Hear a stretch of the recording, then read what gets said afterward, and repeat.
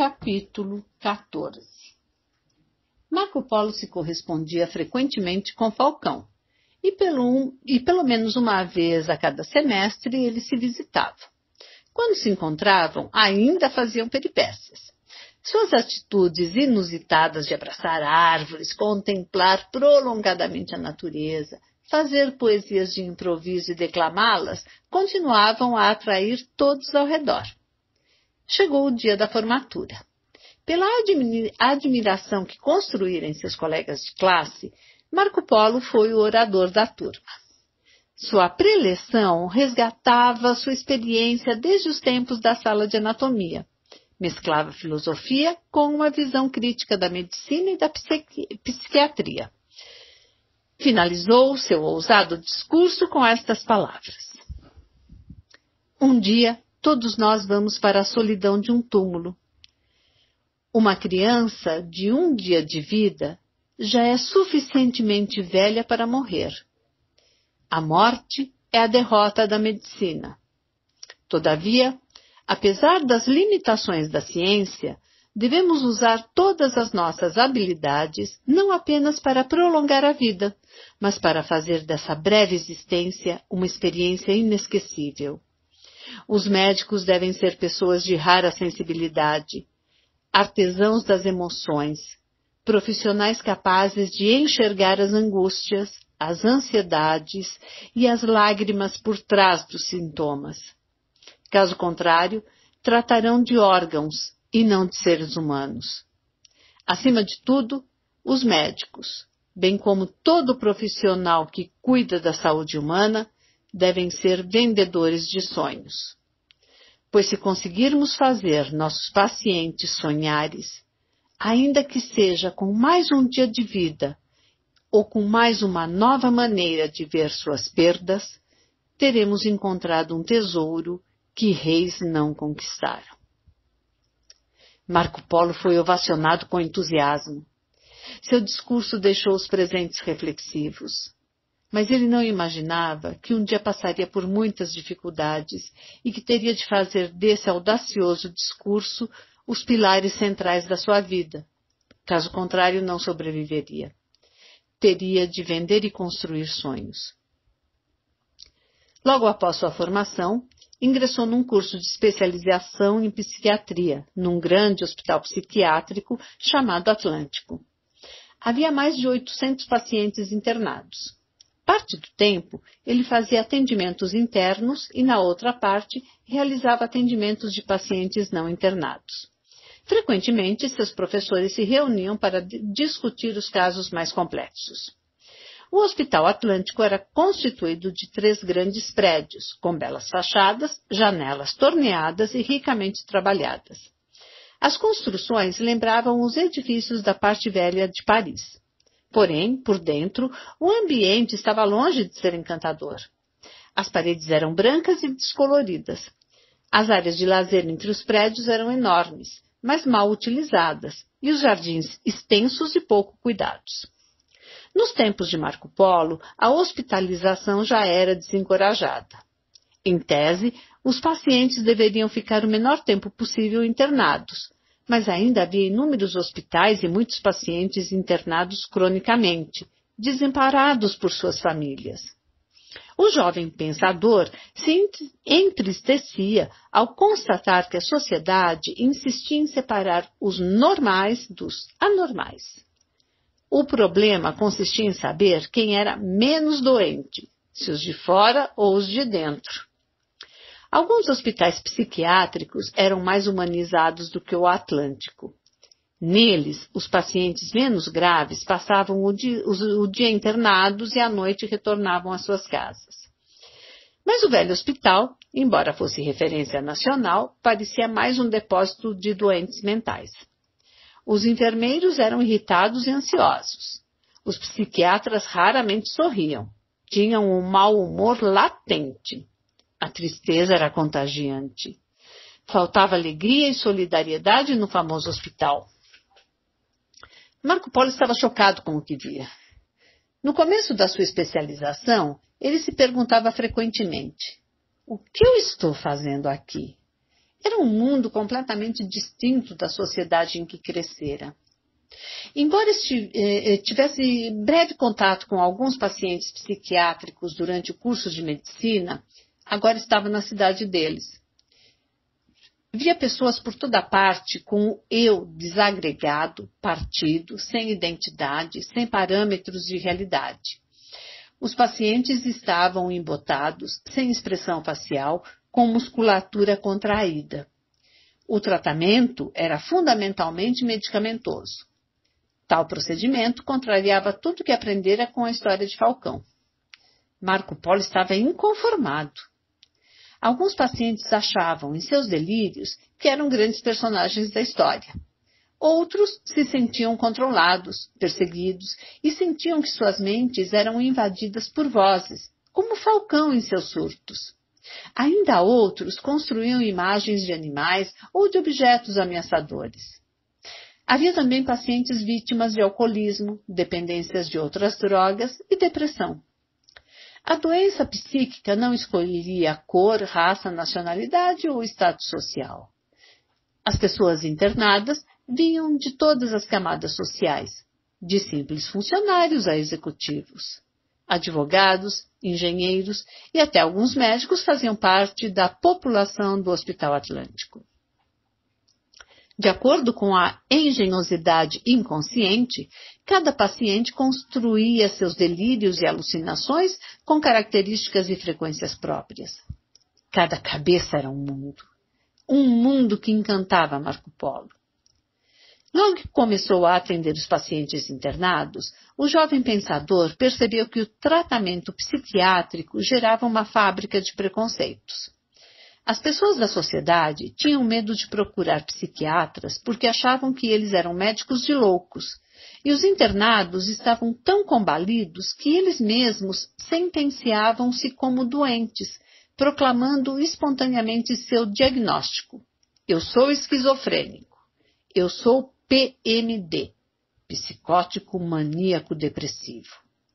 Não havia brilho nos olhos dos pacientes internados, não havia esperança.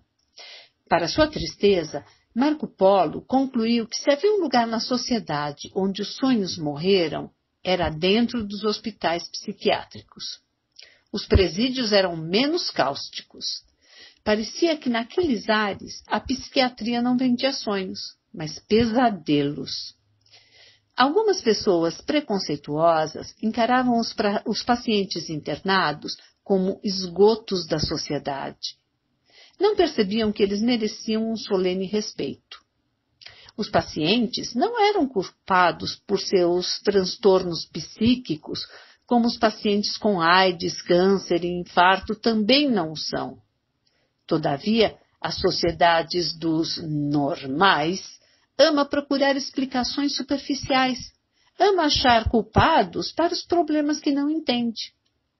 Marco Polo também descobriu que até os portadores de leves transtornos emocionais facilmente perdiam a autoestima. Eles se autotaxavam de depressivos, fóbicos, estressados.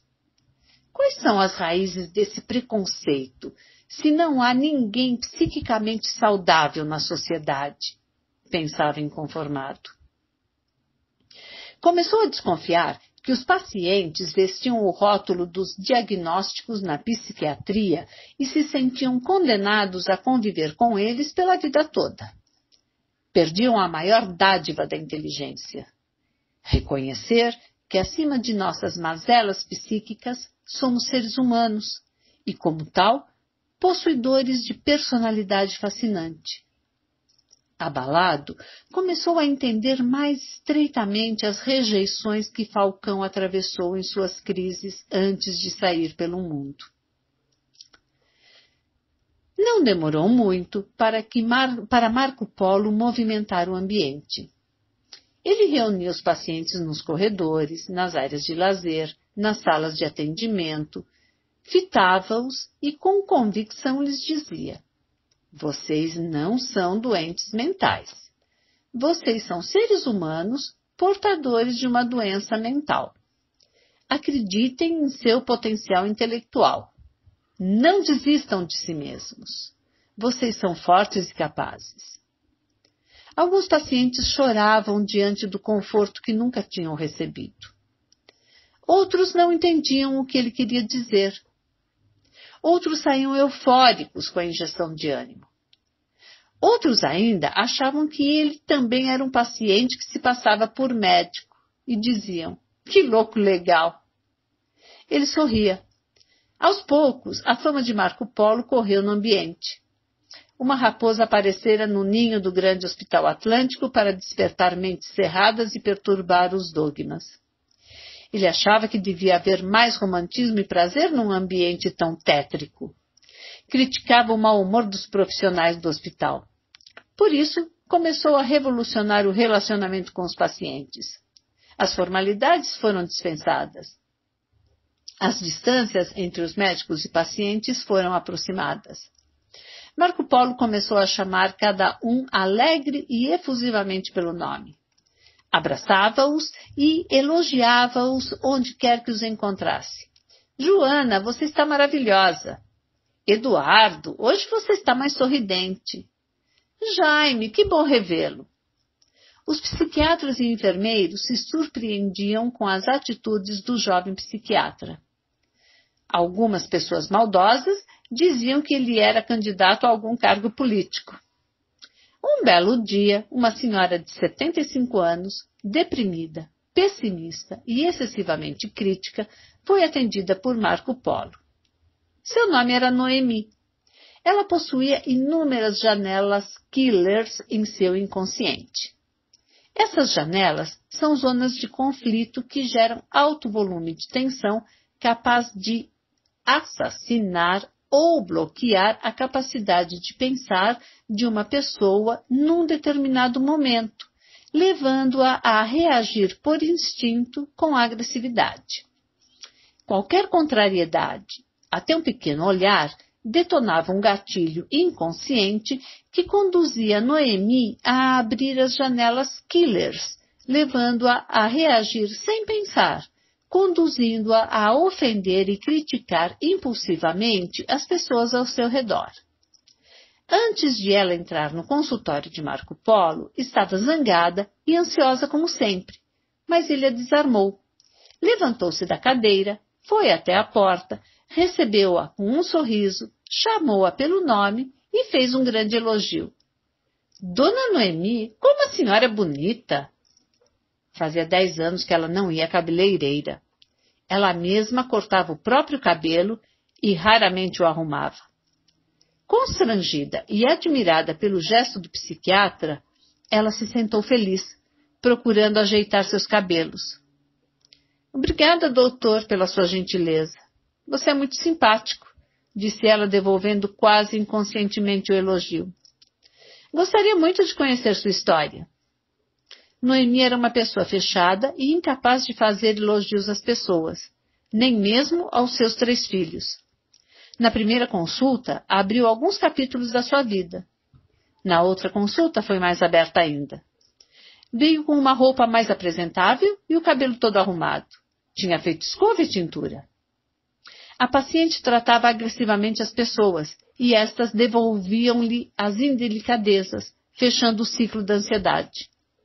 Um pequeno gesto de Marco Polo começou a romper o círculo vicioso do seu pessimismo.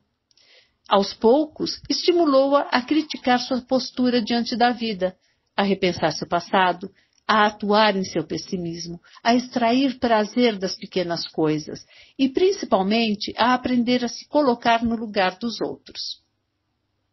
Noemi não precisava apenas de tratamento psiquiátrico, mas a reaprender a viver. E conseguiu. Do alto dos seus 75 anos, reeditou as janelas killers, devolveu solidariedade, gentileza e altruísmo. Marco Polo tornou-se mais ousado em quebrar os paradigmas do atendimento. Começou a sair do consultório e receber os pacientes na própria sala de espera. Sempre com elogios e um sorriso no rosto, características de sua personalidade. Lisonjeados, os pacientes sentiam-se pessoas de raro valor e não doentes. Entravam para a consulta com a autoestima elevada, rompendo as resistências conscientes e inconscientes que causavam um bloqueio, impedindo-as de entrar em contato com sua própria realidade. As consultas, embora tivessem momentos tensos, envolvidos por lágrimas, relatos de perdas e crises ansiosas, eram, de um modo geral, muito agradáveis. Para Marco Polo, a sociedade moderna empobreceu, perdeu a amabilidade e a afabilidade. As pessoas tinham cultura como em nenhuma outra geração, mas perderam o poder da gentileza e do elogio. A medicina tinha sido contagiada por essa insensibilidade. Ele era afável não apenas com os pacientes, mas com os funcionários mais simples do hospital. Brincava com os porteiros e as auxiliares de enfermagem, abraçava as faxineiras, trouxe a alegria ao sombrio ambiente do Hospital Atlântico. Até nas terapias de grupo, procurava conduzir as reuniões não apenas com inteligência, mas com humor. Certa vez ocorreu um caso inusitado. Um dos pacientes do grupo era Ali Ramadan, um palestino que vivera no Iraque por muitos anos. Ele foi torturado pela polícia de Saddam Hussein. Conseguiu escapar, mas perdeu grande parte da família. Seu pai nunca saiu de Abu Ghraib, a cadeia símbolo do regime. Ali Ramadan desenvolvera sua psicose a partir de 25 anos de idade. Ele se atormentara durante anos com a imagem de extraterrestres. Com a evolução de sua doença, o grau de sua perturbação aumentou. Começou a conversar com ETs e falar obsessivamente sobre eles com as pessoas, em particular com seus colegas do Hospital Atlântico. Numa das sessões do grupo, ele perguntou a Marco Polo: Doutor, você sabia que existem seres de outros planetas? Se há seres em outros planetas, eu não sei. Mas dentro de cada um de nós há muitos monstros que nos perturbam. Pego de surpresa com a resposta, Ali Ramadan, pela primeira vez, sorriu quando falou de extraterrestres. Percebendo que seu relaxamento era uma preciosa oportunidade para ajudá-lo a ter consciência crítica, Marco Polo aproveitou o momento e emendou: Estimado Ali, não se preocupe com seres de outros planetas. Bastam os monstros criados diariamente em nossas mentes. Combata-os, critique-os sem medo, seja livre. Estou cheio de monstrinhos na minha cabeça. Quer alguns? Ali falou. Ali. E quer alguns, Ali? Falou Sara com espontaneidade. Não, já bastam os meus ETs, falou pensativo. Todos deram risadas. Marco Polo não perdeu tempo dizendo que o paciente alucinava. Não era o momento, mas usou o potencial intelectual de Ali para que ele mesmo enxergasse a incoerência das suas ideias e compreendesse a real fonte de suas perturbações. O paciente tornou-se reflexivo, o que não era uma característica dele. Abriu as janelas da sua inteligência e começou paulatinamente a progredir na terapia de grupo. Começou a criticar suas fantasias e a potencializar o efeito dos remédios. O jovem médico e Ali teceram uma longa amizade. Aos poucos, Marco Polo passou a ser motivo de conversas na direção do hospital. O ambiente perdeu sua rotina com o jovem irreverente. Certa vez, ao contemplar uma árvore repleta de flores amarelas no meio do imenso jardim do hospital, não resistiu. Abraçou seu tronco, deu-lhe um beijo, disse algumas palavras. Foi um escândalo para alguns profissionais que o viram. Observando, muitos pacientes começaram a imitá-lo logo que ele saiu. Formou-se uma imensa fila diante dessa árvore. Cada paciente abraçava-a por alguns minutos e depois a beijava. Saíam aliviados. Jaime, um professor de biologia que depois de muitas crises fora abandonado pela família, gostou da experiência. Há anos não abraçava ninguém, nem mesmo os responsáveis por sua saúde. Ao abraçar a árvore e sentir seu frescor, saiu pulando pelos jardins. Abraçava e beijava todas as árvores que estavam à sua frente e gritava: Você é maravilhosa! O caso chegou ao arrogante e autoritário Dr. Mário Gutenberg, diretor-geral do Hospital Atlântico. Ele era um europeu inteligente, perspicaz, radical. Um médico respeitado, mas pouquíssimo flexível. Chamado a dar explicações, Marco Polo foi questionado. O que você está ensinando aos pacientes? Não estou entendendo, Dr. Mário. Não está entendendo? Dezenas de pacientes estão beijando árvores neste hospital. Marco Polo, com um nó na garganta, disse. Não pedi que fizessem esse gesto.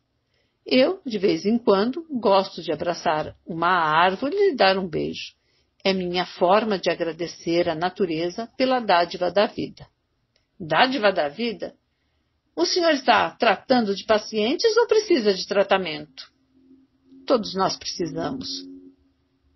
Onde você aprendeu a ser tão atrevido? Seus comportamentos podem precipitar crises nos pacientes. Abraçar árvores pode desencadear crises? Não sei, mas eles estão eufóricos, diferentes. Se os psiquiatras, psicólogos e enfermeiros pudessem abraçar os pacientes e ser mais afetivos com eles, talvez eles não precisassem abraçar árvores. Que petulância! O senhor ainda nem é um especialista em psiquiatria e quer virar de cabeça para baixo nosso sistema. Esta instituição tem quase um século. Não a perturbe. Estarei observando. Capítulo 15.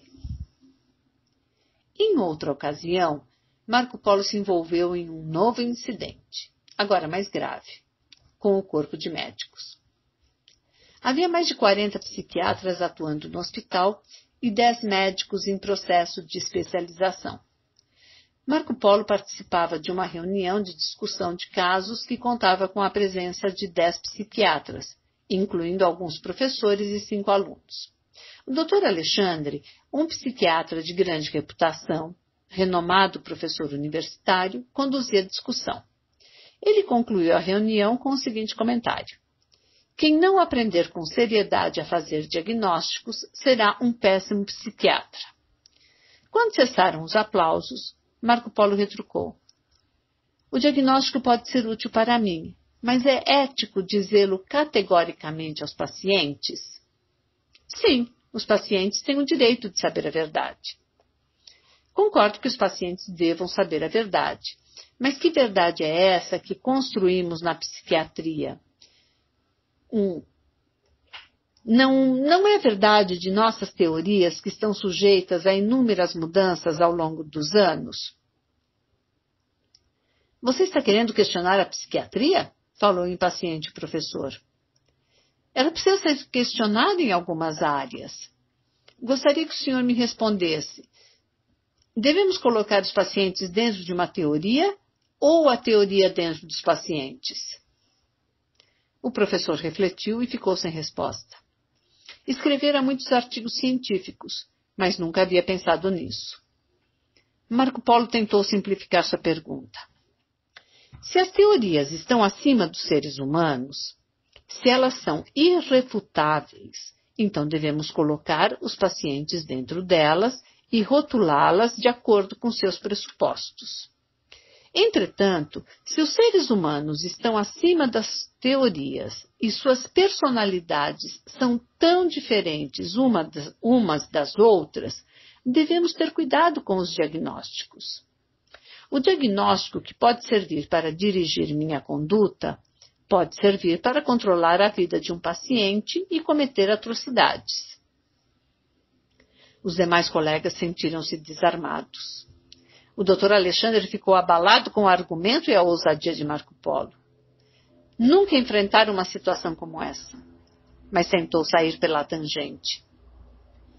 É folclórico que os pacientes possam sofrer com os diagnósticos.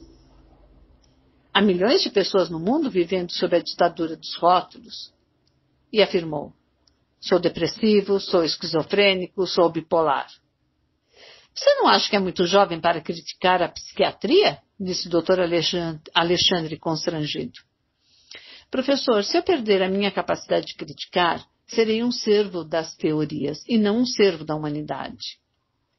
Marco Polo via diferenças entre comunicar o diagnóstico de uma doença física e de uma doença psiquiátrica. Um paciente que sofreu um infarto ou é portador de um câncer, quando fica sabendo de sua doença, tem como colaborar com o tratamento para superar a doença e, assim, melhorar e expandir sua qualidade de vida. Por isso emendou. Raramente os pacientes portadores de câncer ou infarto são discriminados por terem tais doenças. Ao contrário, frequentemente recebem afeto, apoio e visitas dos amigos e parentes. Enquanto os portadores de psicose maníaco-depressiva ou esquizofrenia são rejeitados por alguns familiares e excluídos socialmente. Raramente são visitados por seus amigos. O rótulo na psiquiatria gera um isolamento cruel e injusto. Eu não rotulo os pacientes, disse um outro professor. Desculpe-me, mas às vezes os rotulamos sem querer rotulá-los. A maneira como comunicamos a eles nossos diagnósticos pode gerar um desastre emocional. Eles perdem a identidade como seres humanos e introjetam que são doentes. Em seguida, Marco Polo respirou e acrescentou. E quanto ao poder dos rótulos? Einstein disse certa vez, é mais fácil desintegrar um átomo do que desfazer um preconceito. Os professores presentes ficaram intrigados com a cultura e intrepidez do jovem médico. Felipe, que também estava se especializando, falou. Einstein era um gênio. Se ele disse isso, temos de tomar cuidado. Podemos causar mais danos do que ajudar os pacientes. O próprio Einstein foi atingido pelo preconceito em 2 ocasiões, completou Marco Polo. Quando? Perguntou outro psiquiatra. Na primeira foi vítima de preconceito, na segunda foi agente. Einstein mostrou que o espaço e o tempo são intercambiáveis e pertencem à mesma estrutura. Todavia, a estrutura, espaço, tempo, como um todo, não varia, não é relativa. Por isso, o próprio Einstein quis mudar o nome da teoria da relatividade para a teoria da invariância, mas não conseguiu. E por quê? Perguntou olhando para o Dr. Alexandre. Porque a palavra relatividade já tinha se tornado popular, respondeu. Correto. A maior teoria da física foi perpetuada com o nome errado. O preconceito venceu. Marco Polo silenciou. Não disse qual foi a segunda ocasião em que Einstein foi atingido pelo preconceito. Tinha uma coisa muito séria para revelar, talvez nunca antes comentada sobre o cultuado cientista. Esperou que a curiosidade produzisse um estresse saudável nos presentes, capaz de abrir as possibilidades do pensamento. Ansioso, um dos psiquiatras não suportou. Indagou. Qual a segunda situação? Um dos maiores gênios da humanidade também gerou um doente mental. Ele teve um filho portador de esquizofrenia. Os colegas se entreolharam curiosos. Não sabiam disso. Marco Polo completou. Aqui uma grande lição. Excetuando as causas genéticas, uma pergunta nos vem à mente. Se um dos maiores gênios da humanidade gerou um filho mentalmente doente, quem está livre de gerá-los? Esta pergunta nos induz a uma resposta angustiante. Ninguém está livre desse drama. Porém, ela precisa ser rebatida com um questionamento. Einstein foi o expoente da ciência lógica, do mundo da física e da matemática, mas para gerar filhos psiquicamente saudáveis, precisamos ser expoentes em outro mundo, o mundo ilógico da emoção, da sensibilidade, da flexibilidade, do diálogo, do perdão. Eles ficaram intrigados com o raciocínio de Marco Polo. Olharam para a própria história. Era de esperar que psiquiatras ou psicólogos raramente gerassem filhos doentes. Mas sabiam que vários profissionais de saúde mental, incluindo alguns dos psiquiatras da plateia, tinham filhos estressados, deprimidos, fóbicos, tímidos e com outros conflitos. Todo o conhecimento lógico sobre a mente humana que possuíam não foram suficientes para lhes garantir o sucesso na formação da personalidade dos seus filhos.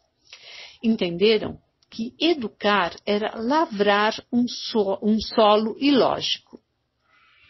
Todo ser humano, mesmo psiquiatras e psicólogos, tem dificuldades em pisar nesse sinuoso terreno.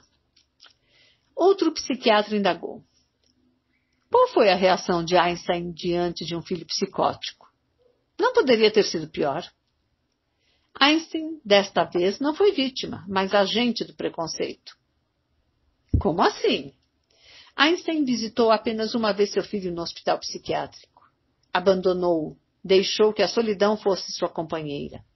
E a rejeição e a solidão, caros amigos, não são mais rápidas do que a luz estudada pela física, mas são mais penetrantes do que ela.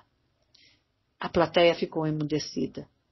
Depois de alguns instantes de profunda reflexão, o próprio doutor Alexandre perguntou humildemente. Ainda que dentro das limitações da interpretação, quais foram as causas que você detectou que conduziram Einstein a abandonar seu filho, se nós recomendamos exaustivamente para as famílias não desampararem seus pacientes neste hospital? Por que uma das mentes mais brilhantes da humanidade foi opaca nessa situação? Marco Polo respirou profundamente e comentou. Na minha singela opinião, 4 causas foram responsáveis pela atitude preconceituosa de Einstein, incompatível com a sua inteligência. Primeira, o abalo emocional pelas condições inumanas do hospital em que seu filho estava internado. Notem que até hoje nossos hospitais são deprimentes. Segunda, a falta de esperança de que seu filho superasse sua psicose. Terceira, a dramática angústia que as alucinações e delírios do seu filho lhe causavam. Quarta, o medo de enfrentar sua própria impotência diante de um mundo que não conhecia. Einstein tinha uma mente ávida por respostas, mas deve ter ficado perturbado com a falta de respostas que explicassem a desagregação da inteligência de seu filho, concluiu o Dr. Alexandre. Após uma breve pausa para respirar, Marco Polo completou. Essas 4 causas revelam que o homem que mais entendeu as forças do universo físico não compreendeu as forças do mais complexo dos universos, o psíquico. Einstein foi um homem afetivo e amante da paz, mas o preconceito o encarcerou. Seu eu, nessa área, foi prisioneiro das janelas killers ou zonas de conflitos arquivadas em seu inconsciente. Sua fascinante história revela que é mais fácil lidar com o átomo e com o imenso espaço do que com as nossas mazelas e misérias psíquicas. Em seguida finalizou. Senhores, cada cabeça é um